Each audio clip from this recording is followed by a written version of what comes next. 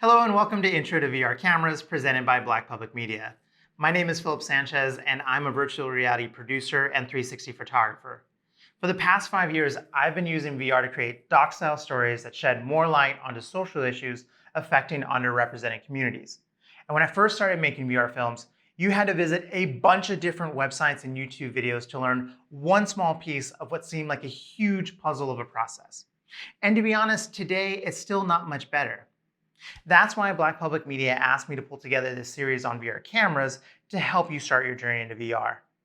They've also commissioned my friend Jonathan Williams to dive deeper into the VR post process, so be sure to check out those videos and the rest of my Intro to VR Camera series in the links below. In today's video, the 8th in our series, we're going to talk about the basic VR editing workflow. Now, I won't go into it as much detail as Jonathan does, but I still think it's useful to give a basic framework in the context of production and choosing the best camera and workflow for you and your budget. But if there's anything I touch on that you'd like me or Jonathan to go over in more detail, drop a comment below and we'll try to address it in a future video. Okay, so let's get started.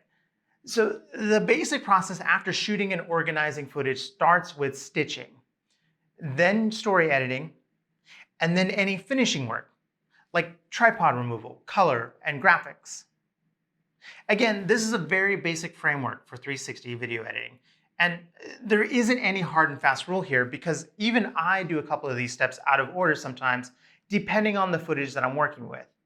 For instance, if I had a fairly static scene that I know I'm going to use a lot, like an interview scene, I often just paint out the tripod right away after stitching.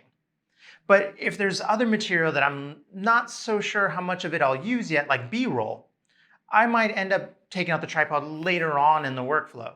Okay, let's talk about stitching.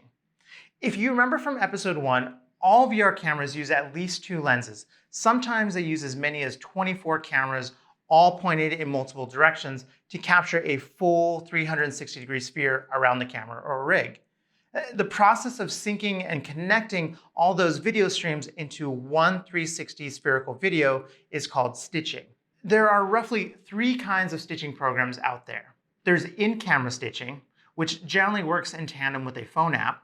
There's also free desktop programs made by VR camera manufacturers. And then there's third-party programs, which are usually subscription-based or require a one-time fee. Many consumer-level VR cameras only have 2 lenses and can actually do their own stitching process inside the camera. They then usually wirelessly export a fully stitched 360 video to your phone via one of their own branded apps. Now, since the same company is making the stitching software and the camera hardware, and because these cameras only have 2 lenses and are lower resolution than their professional grade cousins, in-camera stitching programs can do a pretty precise job automatically. However, if you do have to make any adjustments to the stitching, you're kind of out of luck.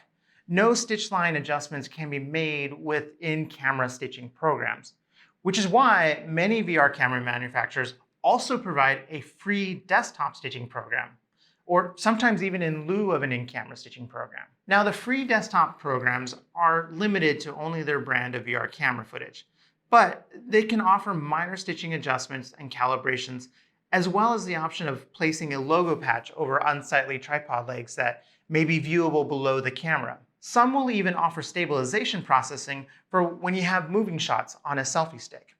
If you plan on doing further editing or combining with other clips, working with desktop programs saves you the step of transferring files from your phone to your computer. But Mac users beware. Some of the more feature-rich free desktop programs are for PC only. Now, third-party programs offer a much wider range of manual controls that let you push and pull the stitch line to suit any scene. They can also adjust the overall horizon line and even tweak individual color and exposure levels of the different video streams so that everything matches perfectly. Some even offer advanced stitching technology like optical flow to help make movement over stitch lines more fluid, but more on that in a minute. I personally use a program called Mystica VR from a Spanish company called SGO, and I would argue that it's the most widely used professional stitching program on the market. It's a subscription-based service that starts at 49 euros per month. If you plan to use a manual third-party stitching program like Mystica, it's helpful to understand what the underlying technology is doing. all stitching starts with a template or a pattern unique to each VR camera or rig. In the old days of VR, we used to have to tell the program what was the same in the overlap between every two cameras. And we would have to make control points, but now all of that process is automated. Programs like Mystica take things a step further with optical flow. As you can see here, it analyzes the buffer region between lenses to figure out what the next pixel should look like. That way, when an object crosses the stitch line, the AI helps smooth out the transition from one lens to the next. The last several steps in the workflow, story editing, finishing, and exporting, primarily take place in the Adobe suite. Now, beginning, I believe, in 2018, Adobe added a ton of native VR integrations in Premiere, After Effects, and Photoshop. And we oftentimes use all three of these programs in a professional 360 workflow. I use Premiere to cut up the footage and create a storyline, as well as to color correct my footage. I use Photoshop to paint out tripods, and I use After Effects to create titles and other motion graphics to augment the 360 videos. Now, there are also several advanced plugins in After Effects specifically for VR footage that can be purchased separately. Now, these come in handy particularly when working with more advanced projects and stereoscopic or 3D VR footage. But Adobe has done a great job of giving you all the basic tools that you need to get started into VR editing. Now, taking a quick look inside of Premiere, Adobe can work with your equirectangular file, but also allows you to toggle to a headset view.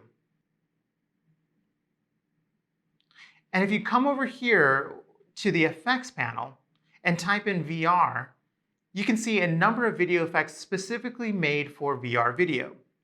Now, what makes these VR effects is that they're coded to know that the end of one side of the equirectangular footage meets with the other side of the file.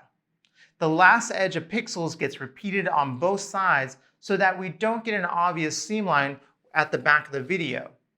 For instance, here's an example when we use a typical non-VR effect on 360 footage. You often get this seam in the back.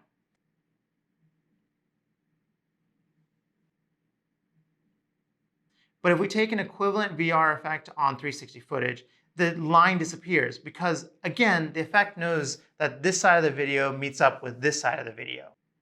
Lastly, you can find several useful encoding presets in Premiere's export settings menu. Some video platforms that you're exporting for may have strict limits on resolution, or your footage may benefit from a higher bitrate. But 90% of the time, I just end up using the standard presets here. Okay, so just to recap today, we looked more into post-production and discussed the different stitching programs and options out there. Then we looked at some of the VR integrations in the Adobe suite that help us edit our story, as well as finish and export our VR 360 videos. And as I mentioned before, you should definitely check out my friend Jonathan Williams' tutorial, setting up and editing your 360 video project in Premiere. It's a great follow-up to this series, and links are below in the description. Okay, that's it for me today. Join us next time where we'll discuss production equipment for 360 video. Thanks so much, and see you soon.